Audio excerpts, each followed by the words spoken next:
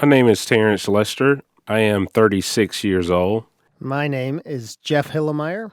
I am 43 years old.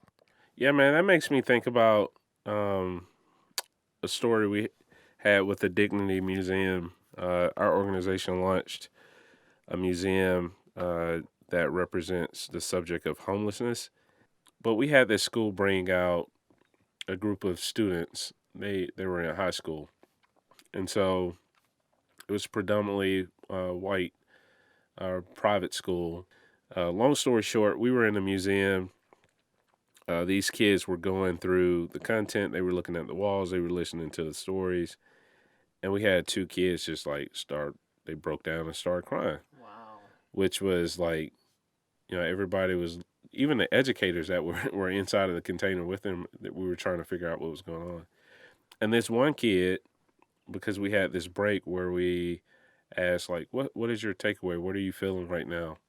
And this one kid said, I was taught to fear poor people Mm-hmm. inside of the container in front of all of his peers. Wow.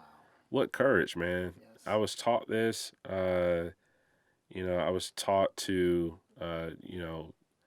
turn my head from people experiencing homelessness. Like he said, I was verbally taught this. Mm-hmm. And he says, I don't think that I feel the same anymore after going through it. And, it's just like, yeah, on one hand, there's this dynamic where if you're living in like a bubble or your own world, you don't even have to, if you don't want, you don't have to think about anything or anyone else outside of that world. That's right. But then there's another journey where some people are intentionally taught that, man, Yeah.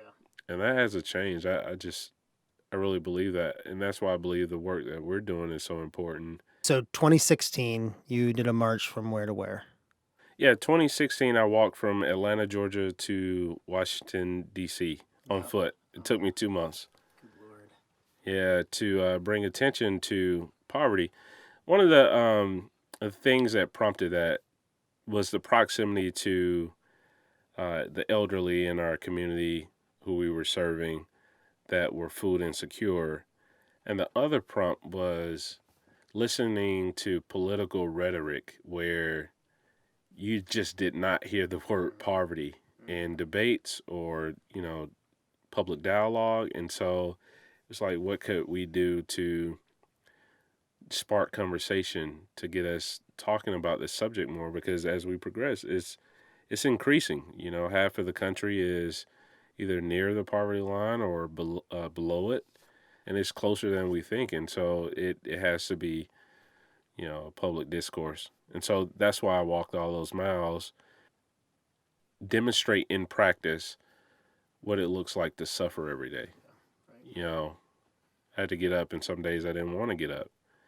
And then I started thinking, like, when I was walking 16, 13 miles a day, 14 miles a day, sometimes 16 miles a day, I didn't want to get up and do it the next day.